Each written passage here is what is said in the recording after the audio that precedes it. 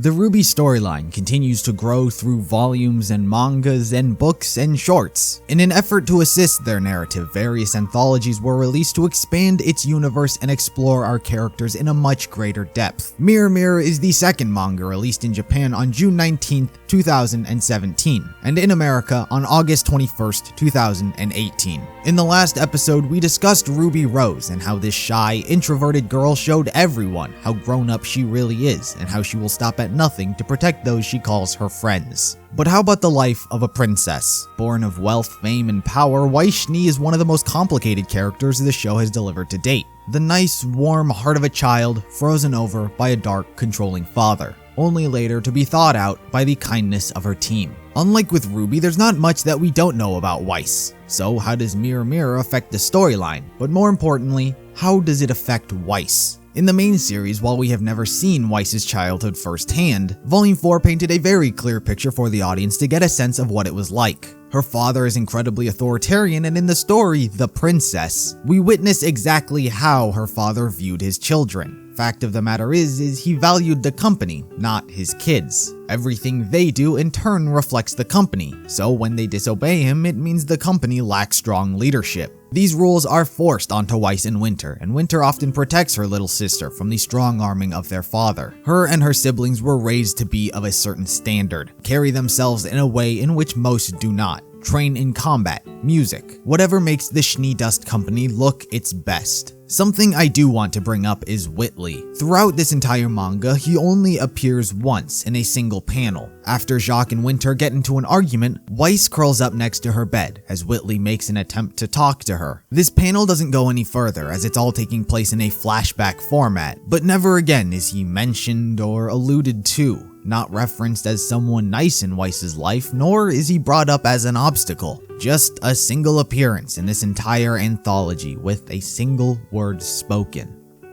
Keeping on the story of the princess, it serves more than just showing the reader how Weiss grew up. The main purpose of this story shows Weiss's outlook on being called a princess. She hates it. The castle, the dresses, the reputation, to an outsider, looks beautiful. But it's the life behind the curtains no one sees, and thus no one can do anything about, not even herself. So to be called a princess ties her to a fantasy world of happiness and love, who she is not. She is not proud of her family, but she is proud of herself, and anyone who cannot see that is the one who truly lives in a fantasy.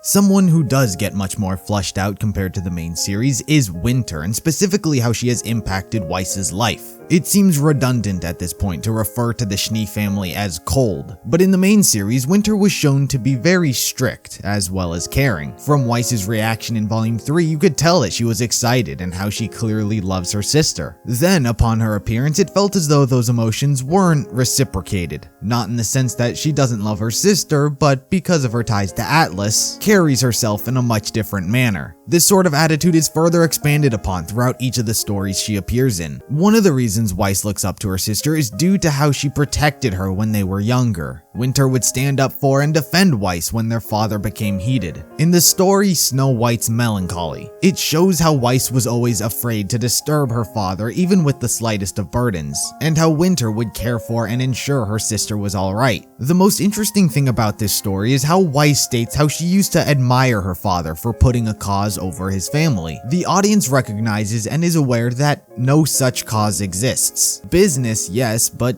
cause, no. Money and power is the cause he fights for. Weiss being a child, there's no reason to believe that she should be aware of this. But what makes this story interesting does not reside in Weiss, nor does it reside in Jacques. It lies in Winter. In this story, Winter tells Weiss how their father is fighting to protect what is important to society. A lie, as far as we're aware. A dust company who uses faunus labor sells to questionable businesses. What does their father protect? Nothing more than their money and their name. While a deception on the part of Winter, you can tell that it was done purely out of love. Weiss, at her age then, didn't need to be burdened with the weight of the truth. She shouldn't need to be aware of everything. Winter, instead of instilling hatred and betrayal, gave Weiss hope. The idea of fighting for a cause, fighting for what she believes in to protect something. A small lie there would only affect Weiss positively moving forward in her life.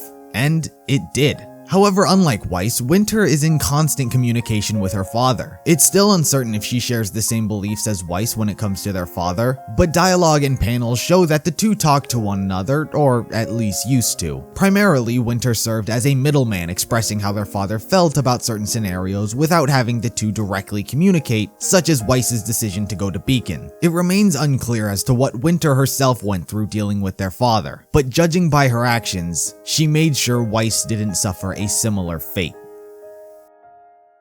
A big topic of focus in this manga is Weiss and her loneliness. In the previous manga, RWBY's focus was her mature and childlike emotions, but for Weiss it's the feeling of isolation. Growing up, her sister was the only one she could look up to. She was the only one who knew exactly what it was Weiss was dealing with. For everyone else, the Schnee family name blocked who Weiss was as a person, but Winter encouraged her to go to Beacon and told her to make friends and grow. People always wonder what it is that makes RWBY and Weiss so connected. How is it that two seemingly different people could become such good friends? It's not because they're polar opposites that they attract. It's because of this idea of friends. Neither of them really had any. In Volume 1, we saw how RWBY attempted to stay linked to Yang as she didn't have any friends and wasn't good at making them. And for Weiss, that exact same scenario played out with Winter, although not shown. She didn't know anyone, didn't know how to make any friends. All she knew was how to represent the company. So while the two come from completely different backgrounds and grew up in completely different ways, neither one of them wants to lose the friends that they've gained. Consistently through panels in this manga as well as RWBY's, the two are constantly looking over one another, ensuring the other is alright.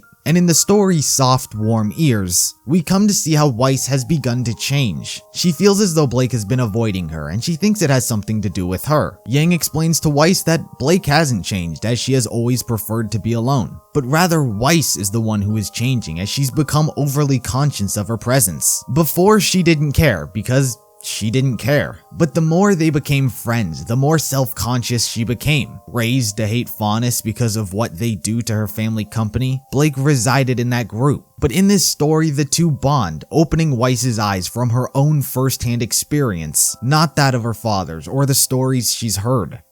So many of the stories here focus on Weiss's loneliness and her friends. The story Snow White's Dream starts off with Weiss having a nightmare asking her magic mirror who is the loneliest of them all, questioning herself, stating how she's afraid of who she is, only to ask the mirror to once and for all turn her heart to stone. This dream ends up affecting Weiss, so much so that her entire team notices that something is on her mind. But RWBY, once again exuberating her childlike persona, confronts Weiss, which she informs RWBY of her nightmare, and RWBY once again stating how she'll never be alone so long as they're friends. Whether it be RWBY, Weiss, Blake, or Yang, each one of them tells themselves how they refuse to let anything happen to their friends. If Weiss sees herself as being a bad teammate, she ensures to make herself improve so to not bring the team down.